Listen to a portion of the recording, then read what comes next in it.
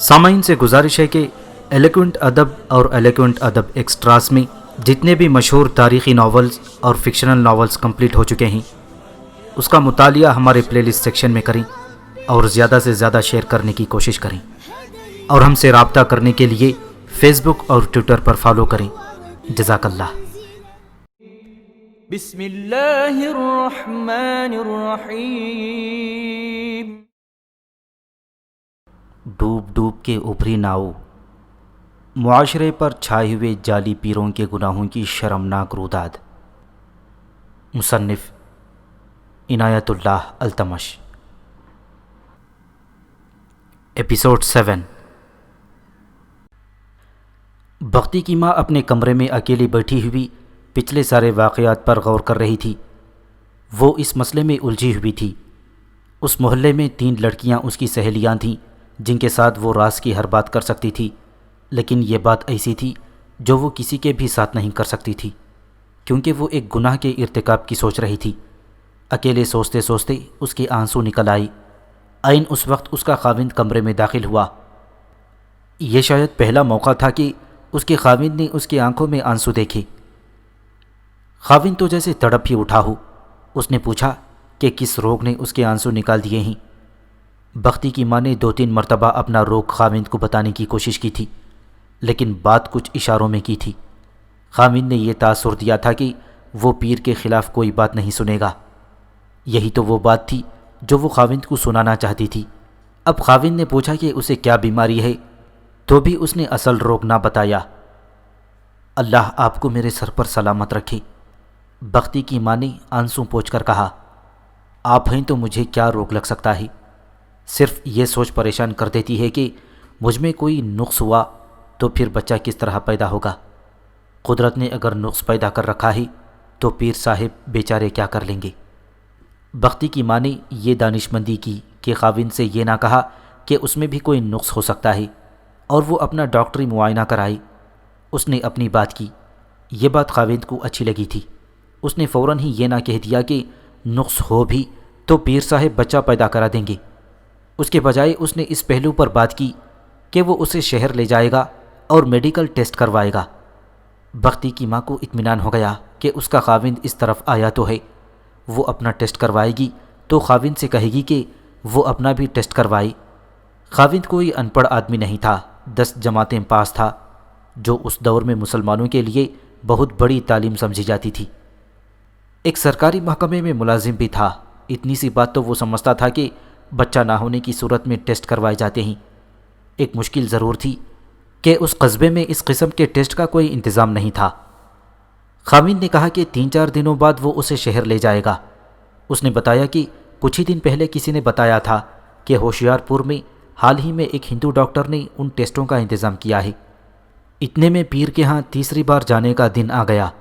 ساس اسے پیر کے پاس لے گئی، اور پہلی بار یوں ہوا کہ ساس باہر بیٹھی رہی اور پیر بختی کی ماں کو اکیلے اندر لے گیا۔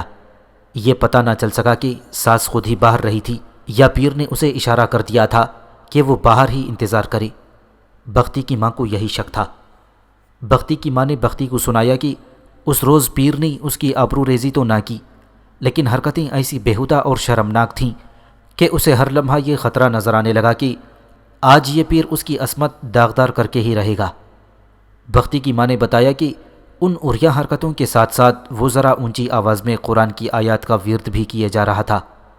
کوئی نئی حرکت کرنے سے پہلے وہ بسم اللہ شریف پڑھتا تھا۔ بختی کی ماں اس قدر مجبور اور بے بس تھی کہ وہ بھاگ بھی نہیں سکتی تھی اور ٹہر بھی نہیں سکتی تھی۔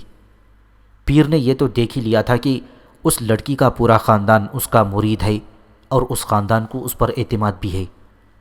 بختی کی ماں نے اس وقت اللہ کا شکر ادا کیا جب پیر نے اسے جانے کی اجازت دی۔ اب اس نے یقین دلایا کہ بچہ ضرور پیدا ہوگا، لیکن موکل ابھی اس کے وجود سے نکلا نہیں ہے، بہت جلدی اسے بھی نکال دیا جائے گا۔ پیر نے یہ خوشخبری سنائی کہ موکل کو اتنا کمزور کر دیا گیا ہے کہ اس نے رحم میں جو رکاوٹ پیدا کر رکھی تھی وہ ختم ہو گئی۔ ساس کو اندر بلا کر پیر نے اسے بھی یہی خوشخبری سنائی۔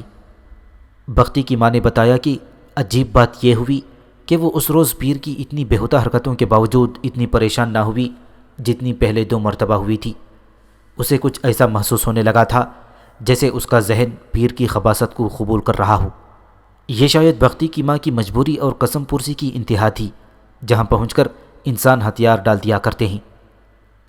مجھے یقین ہے کہ بختی اور اس کی ماں نے برین واشنگ کی اصطلاح کبھی سنی ہی نہ ہو۔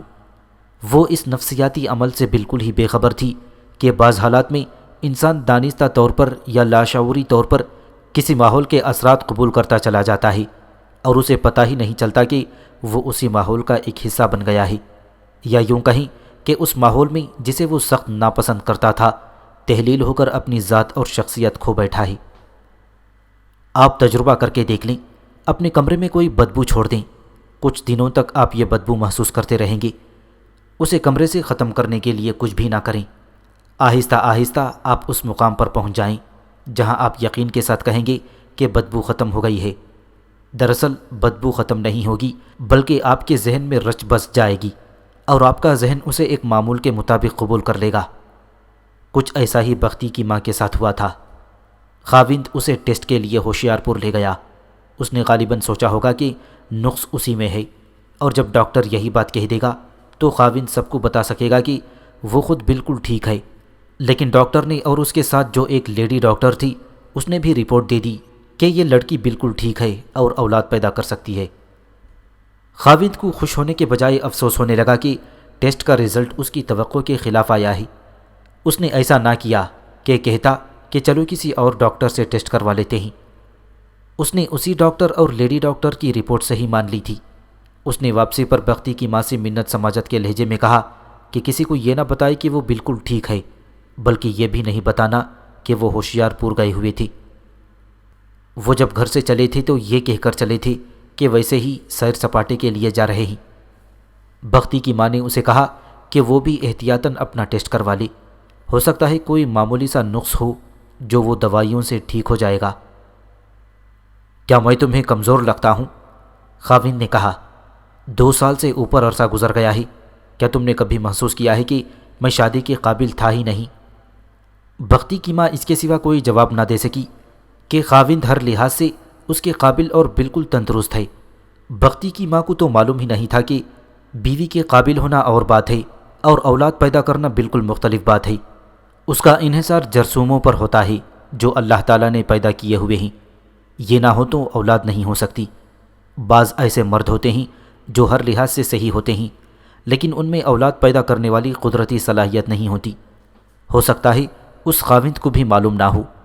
یہ اس دور کی بات ہے جب اچھے پڑھے لکھے لوگ بھی ڈاکٹری کی معمولی باتوں سے واقف نہیں ہوا کرتے تھے۔ اپنی 4 دیواری کی دنیا میں دیکھا گیا کہ خاوند عموماً اپنا ٹیسٹ نہیں کرواتے، بلکہ ٹیسٹ کروانا اپنی توہین سمجھتے ہیں، جیسے اس کی مردانگی پر شک کیا جا رہا ہو۔ یہ خاوند اتنے ڈھیٹ ہوتے ہیں کہ بے اولاد رہنا قبول کر لیتے ہیں، مگر اپنا ٹیسٹ نہیں کرواتے۔ وہ اپنی بیویوں کا صرف یہ سرٹیفکیٹ کافی سمجھتے ہیں کہ وہ ہر لحاظ سے یعنی جسمانی تسکین کے لیے بالکل صحیح ہیں۔ بختی کی ماں تو بجھ کر رہ گئی۔ اتنی سی خوشی اسے ضرور ہوئی کہ وہ اولاد پیدا کرنے کی صلاحیت رکھتی ہے اور اس میں کوئی معمولی سا نقص بھی نہیں، لیکن خاوند نے اپنا ملبہ اس پر ڈال دیا۔ اس نوعمر بیوی نے اسے یہ بھی کہا کہ وہ کسی کو بتائے بغیر اپنا ٹیسٹ کروا لے، اور اگر اس میں نقص نکلا تو وہ کسی کے ساتھ ذکر نہیں کرے گی، لیکن خاوند نے اس کی کوئی ایک بھی دلیل نہ مانی۔ تم پیر کے پاس جاتی رہو، خاوند نے کہا۔ پیر صاحب نے ٹھیک کہا ہے کہ تم پر بندش لگی ہوئی ہے۔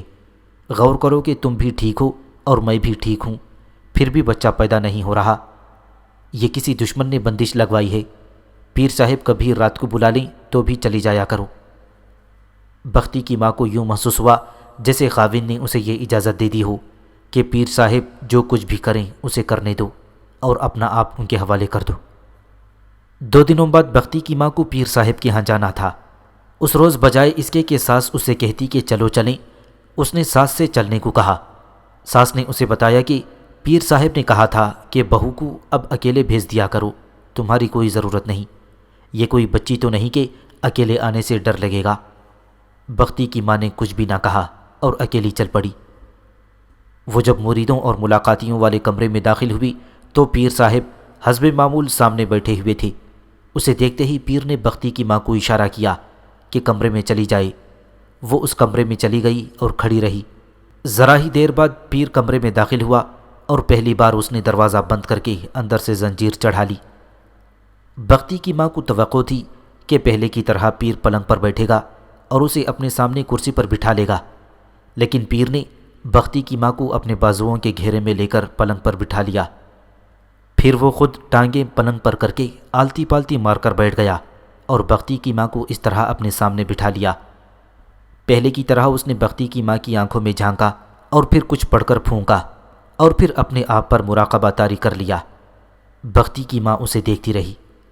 دیکھتے ہی دیکھتے پیر کا جسم آہستہ آہستہ تھرکنے لگا۔ اس نے آنکھیں بند کر رکھی تھیں اور اس کے ہونٹ یوں ہل رہے تھے جیسے کوئی ورد کر رہا ہو۔ ایک بار اس نے اپنے آپ سے باتیں کرنے کے سے انداز میں کہا، آج تجھے نکال کر ہی دم لوں گا۔ اس کا جسم پہلے سے زیادہ تھرکنے لگا تھا اور اس کے ہاتھ ذرا اوپر اٹھے اور بختی کی ماں کے کندھوں پر چلے گئے۔ بختی نے ہمیں یہ بات سناتے ہوئے کہا کہ ماں نے اسے سنایا تھا کہ پیر کی ایکٹنگ تھی یا جو کچھ بھی تھا، اس سے وہ کچھ ڈری بھی اور کچھ متاثر بھی ہوئی۔ پیر نے اچانک اس کے کندھوں سے اپنے ہاتھ ہٹا کر اسے اپنے بازوؤں میں لے لیا اور اپنی طرف کھینچ کر اسے بڑی زور سے بھینچا۔ اس کے ساتھ وہ ذرا بلند آواز سے کچھ پڑھ رہا تھا اور 2-3 مرتبہ اس نے کہا کہ آج تو رہے گا یا میں۔ بختی کی ماں کی یہ حالت تھی کہ وہ مزاحمت بھی نہیں کر رہی تھی اور کچھ سوچ بھی نہیں رہی تھی۔ اس پر خود سپردگی کی سی کیفیت طاری ہوتی جا رہی تھی۔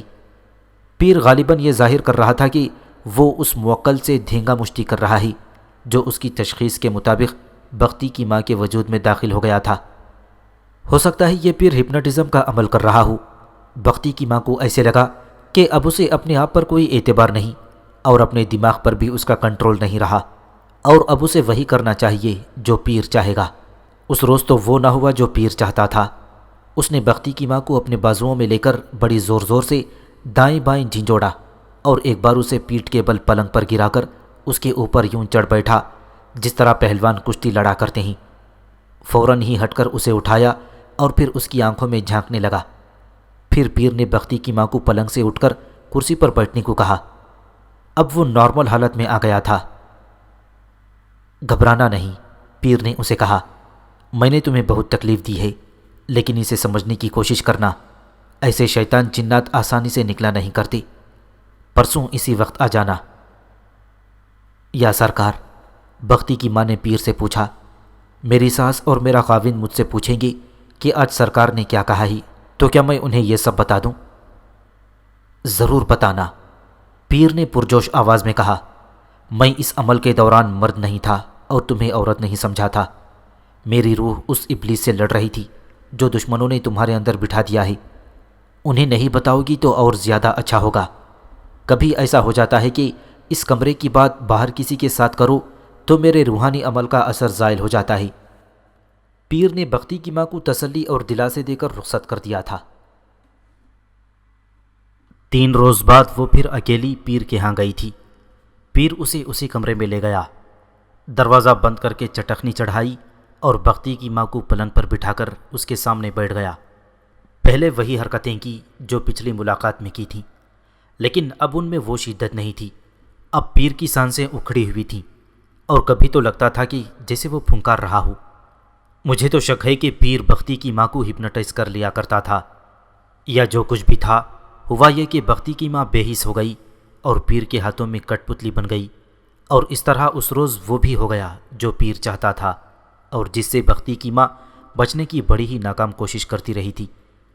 اس پیر نے بختی کے سسرال سے نقدی، کپڑوں اور دیگر تحفوں کی صورت میں بہت کچھ وصول کر لیا تھا، لیکن بختی کی ماں سے وہ قیمت وصول کر لی جس پر بختی کی ماں کو ہمیشہ ناز رہا تھا، اور ہر با اخلاق عورت کو ناز ہوتا ہے۔ بختی کی ماں جب پیر کے گھر سے اپنے گھر کو واپس آ رہی تھی تو اسے یوں لگا جیسے اس کی شناخت مشکوک ہو گئی ہو۔ وہ یوں محسوس کرنے لگی کہ اس کا جو وجود اپنے گھر کو چلا جا رہا ہے یہ دراصل اس کا نہیں، وجود کسی اور کا ہے، اور وہ خود کوئی اور ہے۔ وہ گھر میں داخل ہوئی تو ساس نے بےتابی سے اس کا استقبال کیا اور پوچھا، آج کیا ہوا؟ آج سب کچھ ہو گیا ہے خالہ، بختی کی ماں نے سپاٹ سے لہجے میں کہا۔ پیر صاحب نے کہا ہے کہ 3-4 مرتبہ یہی عمل ہوگا اور پھر ہماری جھولی بھر جائے گی۔ ساس اور نندیں خوش ہو گئیں مگر اس طنز کے زہر کو وہ محسوس نہ کر سکی جو بختی کی ماں کے الفاظ میں لپٹا ہوا تھا۔ شام کو اس کا خاوند آیا تو اس نے بھی اس سے یہی سوال کیا کہ آج پیر صاحب نے کیا کیا ہے۔ بختی کی ماں کے ہونٹوں پر آ گئی تھی کہ وہ سب کچھ خاوند کو سنا دے اور صاف الفاظ میں کہے کہ اب دیکھتے ہیں کہ خاوند اولاد پیدا کرنے کے قابل ہے یا پیر، لیکن اس نے ہونٹ بھینچ لیے کہ ایسی بات زبان پر نہ آ جائے۔ بختی کی ماں کے تو زمین و آسمان تہ و بالا ہو گئی تھی، لیکن پیر کے لیے یہ ایک معمول تھا۔ اس کے مریدی کے وسیع حلقے میں اسی جیسی نئی نویلی دلہنوں کی کمی نہیں تھی جنہیں ساس اور خاوند خود پیر کے ہاں بھیجا کرتے تھے۔ ایسی ساسیں اور ایسے خاوند آج بھی موجود ہیں، ان میں اضافہ ہوا ہوگا، کمی نہیں آئی۔ یہ لوگ اپنی جوان بہو بیٹیوں کو اپنے پیر کے پاس بھیج کر اپنے آپ پر یہ خود فریبی طاری کر لیا کرتے ہیں کہ ان کے پیر صاحب اللہ کے ایلچی ہیں اور ان کی مرادیں اللہ سے پوری کرواتے ہیں۔ میں نے خود 2 تعلیم یافتہ حضرات اور 3 تعلیم یافتہ خواتین کی زبانی یہ فلسفہ سنا ہے کہ خدا تک رسائی کسی وسیلے سے ہی ہو سکتی ہے اور وسیلہ صرف پیر ہوتا ہے۔ میری عزیز بہنوں، بختی نے یہ داستان سناتے ہوئے کہا، میں نے ماں کی زبان سے یہ الفاظ سنے تو میرے رونگٹے کھڑے ہو گئے اور میں نے اپنے آپ میں لرزہ محسوس کیا جو کچھ دیر بڑھتا ہی رہا اور بڑی مشکل سے میں نے اپنے آپ پر قابو پایا تھا۔ ماں نے ٹھیک کہا تھا کہ ماں بیٹی ایک ہی جیسی قسمت لے کر آئی ہیں۔ میں تو ماں سے یہ پوچھنا چاہتی تھی کہ اس نوجوان پیر سے اپنے آپ کو کس طرح بچاؤں، لیکن ماں کو ایسا تجربہ ہوا تھا جس سے میں بہت ہی خائف تھی۔ بختی نے اپنی ماں کی آپ بیتی سناتے ہوئے بات آگے چلائی کہ اس کی ماں 3-4 مرتبہ پھر پیر کے ہاں گئی۔ اب وہ پیر کی عارضی داشتہ تھی۔ پیر نے اس کی جلدی چھٹی کرا دی، جس کی وجہ یہی ہو سکتی تھی کہ پیر کو اس جیسی کوئی اور مل گئی ہوگی۔ بختی کی ماں میں جب ماں بننے کے آثار ظاہر ہونے لگے تو اس کے سسرال میں خوشیاں منائی گئیں۔ ان کی مراد پوری ہو رہی تھی، خاوند بھی خوش تھا، اور اس نے پہلی بات بختی کی ماں سے یہی کہی کہ دیکھا نا، میں نہ کہتا تھا کہ میں بالکل ٹھیک ہوں۔ یہ سب بندش کے اثرات تھی۔ بختی کی ماں کے دل میں آئی کہ وہ اسے ابھی بتا دے کہ وہ اب بھی اسے ماں بنانے کے قابل نہیں، اور اس کی یہ مراد پیر نے خود پوری کی ہے۔ بختی کی ماں نے سوچا کہ یہ راز کسی اگلے مرحلے اور موقع پر فاش کرے گی۔ پھر وہ دن آیا جب بختی کی ماں نے ایک بیٹی کو جنم دیا۔ دائی کے منہ سے بیٹی کا لفظ سن کر سسرال پر مایوسی طاری ہو گئی، لیکن سسر نے یہ کہہ کر گھر کے ماحول پر چھائی ہوئی مایوسی صاف کر ڈالی کہ یہ بچی ہمارے لیے مبارک شگون ہے، یہ پیر صاحب کی کرامت ہے، اب اللہ بیٹی بھی دے گا، شکر ادا کرو کہ بندش ٹوٹ گئی۔ ماں نے اسے اپنی زندگی کا یہ واقعہ سناتے ہوئے کہا، یہ بچی تم تھیں، تم اس بوڑھے پیر کی بیٹی ہو، وہ مر گیا ہے اور اس کا یہ نوجوان بیٹا اس کی جگہ گدی نشین ہو گیا ہے۔ ماں کا یہ انکشاف بختی پر بم کی طرح گرا، ایسا زوردار دھماکہ کہ بختی کی ذات اور اس کے وجود کے پرخچے اڑ گئے۔ کچھ دیر تو وہ اپنی ماں کے منہ کی طرف دیکھتی رہی، جیسے اسے توقع ہو کہ ماں ابھی ہنس پڑے گی اور کہے گی کہ اس نے یہ بات مذاق میں کہی ہے، لیکن ماں کے آنسو بہے جا رہے تھے۔ یہ مذاق نہیں بلکہ اس کی زندگی کی ایک بڑی تلخ اور روح کش حقیقت تھی۔ اور بختی بیٹا، ماں نے کہا، یہی وجہ ہے کہ تمہارے باپ نے تمہارے ساتھ کبھی پیار نہیں کیا تھا۔ کیا انہیں معلوم ہو گیا تھا؟ بختی نے ماں سے پوچھا۔ انہیں کس طرح پتہ چلا تھا؟ ماں نے بختی کو اس سوال کا تفصیلی جواب دیا۔ یہ تو مسلمانوں کی روایت ہے کہ گھر میں بچی کی پیدائش پر خوشی نہیں منائی جاتی، بعض گھروں میں تو باقاعدہ ماتم کی فضا بن جاتی ہے۔ یہ عام مشاہدے کی بات ہے کہ کسی گھر میں بچی پیدا ہو تو عورتیں وہاں جاتی ہیں، اور بعض عورتیں یہ الفاظ ازراہ افسوس کہتی ہیں۔ اللہ کو یہی منظور تھا۔ لڑکی کی پیدائش کے معاملے میں ہمارا آج بھی رویہ اور ہماری ذہنیت طلوع اسلام سے پہلے زمانے جاہلیت کے عربوں جیسی ہے۔ اس زمانے میں لوگ بیٹی کو دفن کر دیا کرتے تھے۔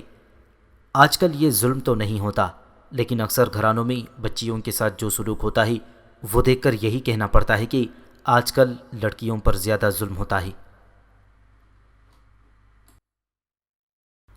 لڑکی کو ہر وقت یہ احساس دلایا جاتا ہے کہ وہ ماں باپ پر ایک بوجھ ہے اور اسے پرائے گھر جانا ہے۔ اکثر گھرانوں میں لڑکیوں کی جو روزمرہ ضروریات پوری کی جاتی ہیں وہ ایک احسان کے طور پر کی جاتی ہیں۔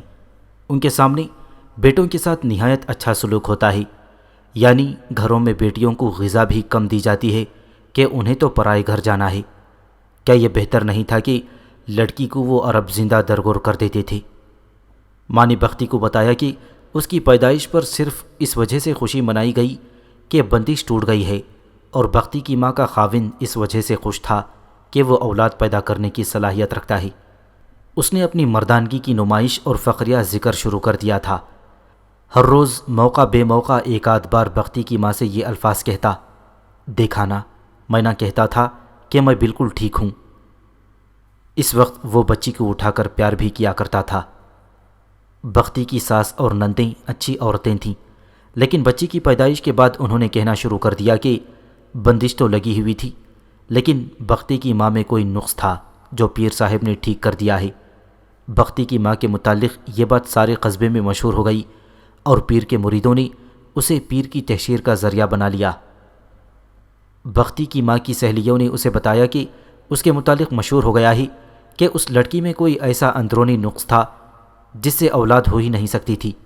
یہ پیر صاحب کا کرشمہ اور ان کی کرامات ہے کہ انہوں نے یہ نقص رفع کر دیا ہے۔ بختی کی ماں یہ باتیں سنتی تو جل بھون کر رہ جاتی، اور اس کے جی میں آتی کہ صحن میں کھڑے ہو کر اعلان کر دے کہ اصل نقص اس کے خاوند میں ہے اور یہ بچی تمہارے پیر کی ہے۔ ایک دو مرتبہ اس نے سوچا کہ اپنی رازدان سہیلیوں کو ہی بتا دے، لیکن اس نے خاموش رہنا ہی بہتر سمجھا۔ پھر بھی وہ محسوس کر رہی تھی کہ اسے اصل حقیقت سے ایک نہ ایک دن پردہ اٹھانا پڑے گا۔ اس کے ضمیر پر اور اس کی روح پر یہ چوٹ کوئی معمولی ضرب نہیں تھی، اس سے ایک کبیرہ گناہ کروایا گیا تھا۔ اس کے اپنے خاوند اور خاوند کے لواحقین نے اس کی حوصلہ افزائی کی تھی کہ وہ یہ گناہ کر گزرے۔ یہ الگ بات ہے کہ انہوں نے اپنی عقل پر پردہ ڈال لیا اور آنکھوں پر پٹی باندھ لی تھی۔ اس کی آبرو ریزی ہو رہی تھی، اس کے اس زخم پر نمک پاشی ہوئی تھی کہ جس نے اس کی آبرو ریزی کی تھی اس کے لوگ بھی اور اس کے سسرال والے بھی پرستش کرتے تھے۔ پھر یہ بھی ایک اذیت تھی کہ بختی کی ماں حرام کی بچی کی پرورش کر رہی تھی، چونکہ وہ ماں تھی اور اس بچی نے اسی کی کوکھ سے جنم لیا تھا، اس لیے وہ بچی سے دستبردار نہیں ہو سکتی تھی۔ صرف یہ مامتا تھی جو اسے کچھ تسکین دیتی تھی۔ بچی یعنی بختی کی عمر 3 مہینوں سے اوپر ہو گئی۔ ایک روز بختی کی ماں کی ساس اس کے کمرے میں آن بیٹھی، خاوند بھی وہیں تھا۔ ساس نے کہا کہ وہ آج پیر صاحب کے سلام کو گئی تھی اور پیر صاحب نے کہا ہے کہ بہو کو بھیجو۔ وہ کہتے ہیں کہ پہلے عمل سے تو بندش دور ہوئی تھی، اب وہ ایک اور عمل کرنا چاہتے ہیں جس سے لازماً بیٹا پیدا ہوگا۔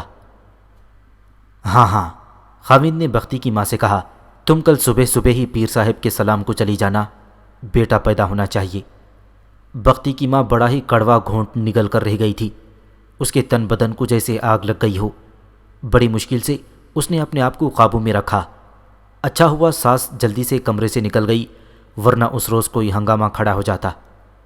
ساس کے جانے کے بعد بختی کی ماں کے خاوند نے کچھ ایسی باتیں شروع کر دی تھیں اور ایسے انداز سے بولنے لگا جیسے بختی کی ماں کمزور سی ایک عورت ہو اور وہ اس کی زرخرید لونڈی ہو، اور خاوند اس دنیا کا سب سے زیادہ طاقتور انسان ہو۔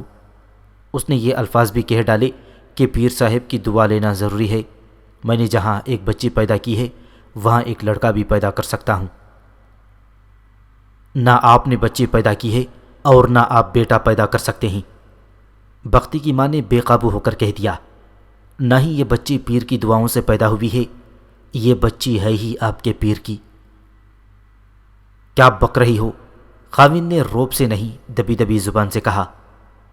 میں اپنی سینے میں ایک آگ روکے ہوئے ہوں، بختی کی ماں نے کہا، اور اس کے آنسو بہہ نکلے۔ کہنے لگی، بہت کوشش کی ہے کہ اس آگ میں اکیلی ہی جلتی رہوں، لیکن آپ نے اور آپ کے گھر کے لوگوں نے مجھے مجبور کر دیا ہے کہ یہ شعلے اگل دوں، میری بات تحمل سے سنیں۔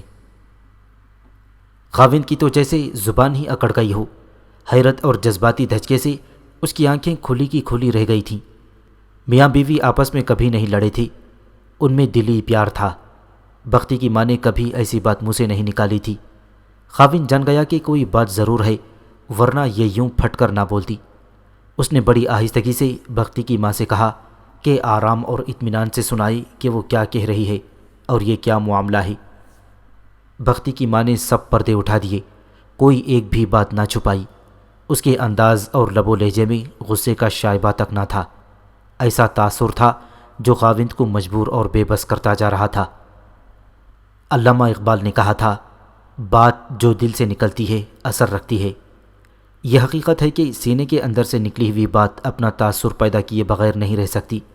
بختی کی ماں نے جو زخم کھائے تھے اور جو چوٹیں سہی تھیں، ان کی ٹیسوں کو وہ سینے کے اندر دباتی رہی تھی۔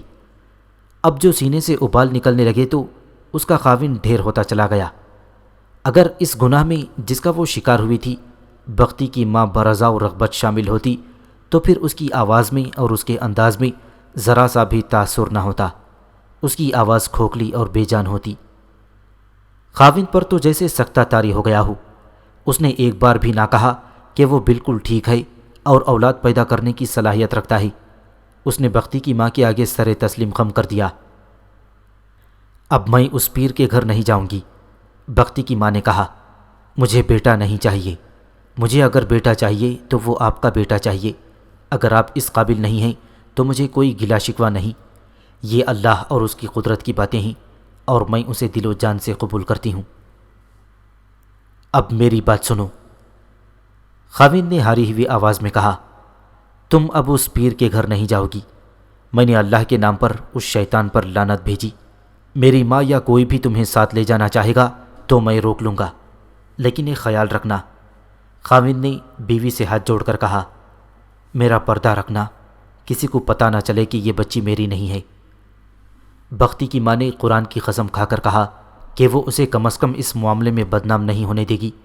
اس نے بختی کو یہ بات سناتے ہوئے کہا کہ وہ حیران تھی کہ یہ شخص خاوند ہوتے ہوئے جھک گیا تھا، ورنہ خاوند اتنی جلدی اور اتنی آسانی سے نہیں جھکا کرتے۔ اس نے یہ بھی کہا کہ بختی کو اس لیے یہ راز دے رہی ہے کہ اس کی اپنی بیٹی ایک پیر کی زد میں آ گئی تھی جسے خبردار کرنا ضروری ہے۔ اس نے بختی سے وعدہ لیا کہ وہ یہ راز کسی کو نہیں دے گی۔ میری بہنوں، بختی نے ہمیں یہ واقعہ سناتے ہوئے کہا، ان میں سے آج کوئی بھی دنیا میں موجود نہیں، اس لیے میں یہ راز فاش کر رہی ہوں، ورنہ کبھی زبان پر نہ لاتی۔ ماں نے مجھے یہ بات سنائی تو میں سمجھ گئی کہ باپ مجھ سے پیار کیوں نہیں کرتا تھا، وہ میرا باپ تھا ہی نہیں۔ ماں نے بختی کو خاص طور پر بتایا تھا کہ یہ راز کھلنے سے پہلے اس کا خاوند بچی سے بہت پیار کرتا تھا، لیکن راز کھلا تو اس نے بختی کو ہاتھ لگانا بھی چھوڑ دیا۔ یہ اس کے کردار کی بلندی تھی، اور بختی کی ماں سے محبت ہی اتنی زیادہ تھی کہ اس نے بختی کی ہر ضرورت اور ہر فرمائش پوری کی۔